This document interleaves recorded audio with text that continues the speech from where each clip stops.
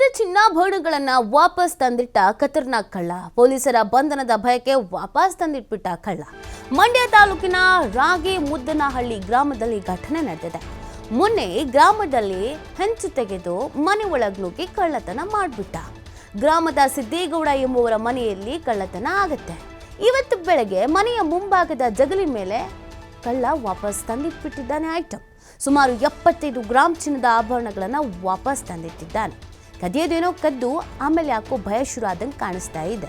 ಪೊಲೀಸರ ಭಯಕ್ಕೋ ಆತ್ಮಸಾಕ್ಷಿಯ ಭಯಕ್ಕೋ ವಾಪಸ್ ತಂದು ಇಟ್ಟು ಅಲ್ಲಿಂದ ಮತ್ತೆ ಹೋಗ್ಬಿಟ್ಟಿದ್ದಾನೆ.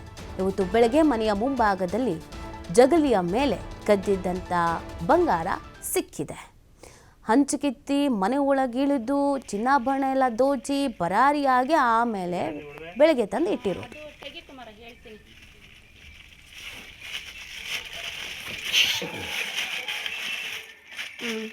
ಇದೇನಾ? ತೆಗಿ ಕುಮಾರ ಅದು ಸರಿ 3 4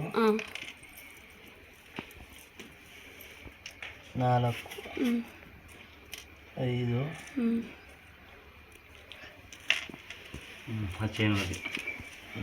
6 7 8 ಸರಿ ಅದು ತೆಗಿ ಕುಮಾರ ಅದರಲ್ಲಿ ಇದೆ ನೋಡೋದು. ಅದಾಗ ನೋಡ್ತೀನಿ ಇಲ್ಲಿ अभी ये तो सिंचुदा प्लास्टिक